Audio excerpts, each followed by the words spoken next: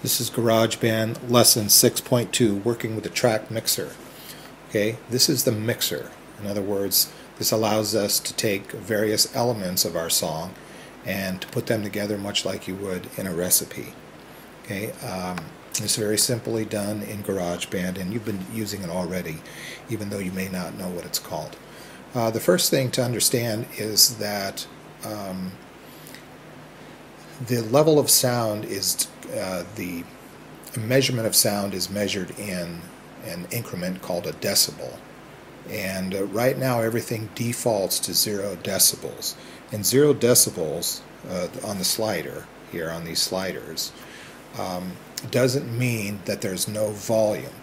It just means that's where the best volume is. You can still record something, say this picked guitar here, and leave your slider at 0 decibels but still get it into the red, because the sound level that you recorded with a microphone or whatever was too loud, and so it's still going to peg the needles. Okay, and this thing also goes down, okay, see, it's where it says 0 dB right there. It goes down to 144, minus 144 dB, which means silence. Okay, so generally speaking, you don't want things to go over 0 dB. There's some argument about that in recording circles, but I think it's a good midway point. You can, if you give yourself what they call a little headroom in case you do need to bring something up or down here and there, but 0 dB is a pretty good place to kind of get your levels in that area, and that keeps them pretty good. Okay, so the first thing we're going to do is to adjust our levels. We've done some of the other things that we needed to do, and the first thing we're going to do is start with a slide track. So go ahead and select that, and then go ahead and on your keyboard hit S, on your computer keyboard hit S, and what that does is that solos that. And if we hit S again, it turns it on and off. And we can do the same thing while we're talking. Mute is M, and that turns things on and off. So that's another shortcut to use. So we're going to go ahead and hit solo. Okay, and the first thing we want to do is to, well, by the way, before we do that, you should, when you're mixing your stuff, you should say, well, which track should I do first? And which is a good question. And generally the rule is start with the lead first, the lead instrument, the melody. And so if you're doing a song with voices and it has a sung or a spoken part that goes all the way through, that's where you want to start. And then you want to prioritize your way down. Now this song doesn't have any voices or anything like that, so we're gonna say that the slide guitar here is going to be our major instrument. So again, I selected and I'm going to hit S. And you don't want to just start anywhere. You want to start with the loudest part of the song, something that's real solid. So in this particular case, we're going to go ahead and start with the bridge part. And again, you need to know where your loudest part of the song is, because let's say we started over here somewhere, and we just started at the beginning and adjusted our volume, and we did all of our edits right here, was nice, and we get over here to the bridge and we find that whatever we did over here doesn't work for the bridge. So always find the loudest part of the song to work from when you're doing levels and so forth. So again, melody instrument, and work your way down from there, and then find the loudest part of the song. Okay, let's listen to a little bit of that bridge part. And as we're doing that, we can see that we're going to make that all the way up or down. Okay. That's probably too loud, so we're going to go ahead and leave that at 0. Okay. And as we mentioned, with something solidly recorded, usually the 0 dB is pretty good, and that does give you a little room to fudge one way or the other if you need to. Now you should also notice, or you should also know, that the bars here are what they call sticky. These levels, these bar levels, and the top one is for the left, the bottom one's for the right, generally, or a stereo signal coming in. And what sticky means is that if I go ahead, and you see what I did there, I said something loud, and then automatically this will stick to the loudest part. And so to get rid of that, you just click on it. You should also note that when you click on this, the little slider button there turns blue, and that's how you know that it's active. Okay, so the next thing we want to do, so we're going to go ahead and leave that at 0, if you didn't catch that. The next thing we're going to do is to combine tracks. And so we're going to say, let's take the grand piano, and so we're going to go ahead and select that one as well. And you'll notice that that's also soloed. Did I do that on purpose? I didn't, but I can select that and do that. So I have both of them playing. So let's go ahead and do our bridge part. I'm going to turn on my cycle region there as well. Oops.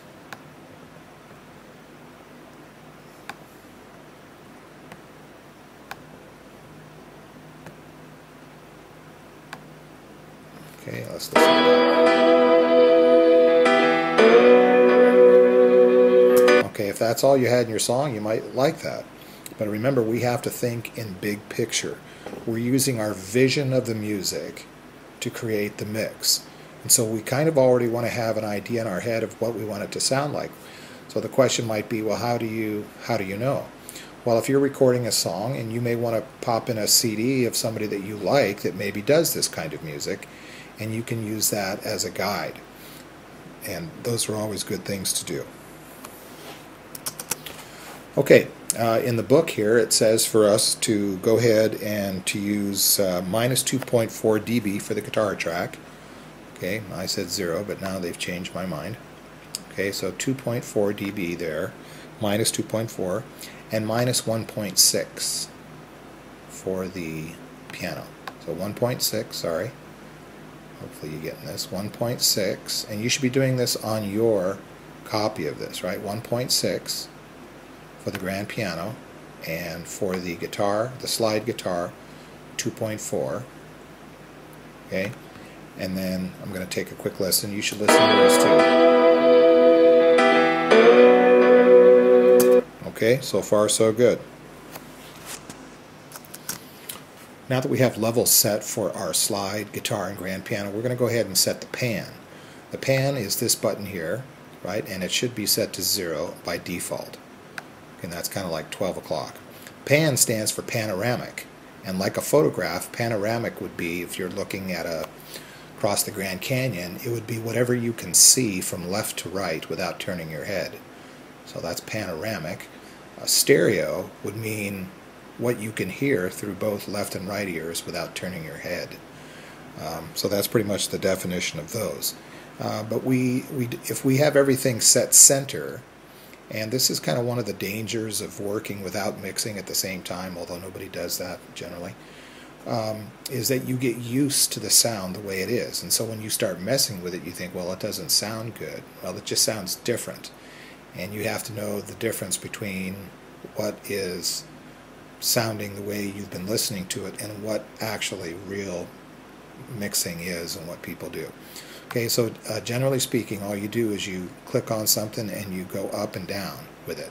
And as you go up and down, you see that that pan thing moves, right? You can get out of the way of it so you can see it. And that's all the way left would be minus 64, and all the way right plus 63. Why is it not 64? I don't know, but I'm guessing they're using 0 as that as well. Okay, so that's the story on there. So what we want to do on this is we're going to go ahead and you should try listening to that. You know, play with that, listen to the song a little bit, and so on. And if you go left here and you don't hear the slide guitar out of your left headphone, that means you got your headphones on backwards, right? So that's how that works. But let's go ahead and set this after you listen to this. We're just going to go ahead and set this to 11 o'clock. So that's minus 1, if I did it right. And we're going to go ahead and set this one to 1 o'clock, or plus 1. Okay, so that's just a little bit different. And go ahead and take a listen to that. Go ahead and take a listen. Always stop the tape and do it on your screen, and then come back to the tape, the movie. Okay, made a little mistake here on this. I actually want you to, so it looks like it's at 1 at these markers is what I was talking about. It's late, I'm not paying attention to myself. So 11 and 1 rather. So you can see those little dots there. Okay, hopefully you've listened to that okay. And one last little trick here. If you ever want to move these back to center position, you can just option click it, and automatically it goes back to the default position. Okay, that's the end of this movie. When you're done and you've listened to your song with all parts, go on to the next one.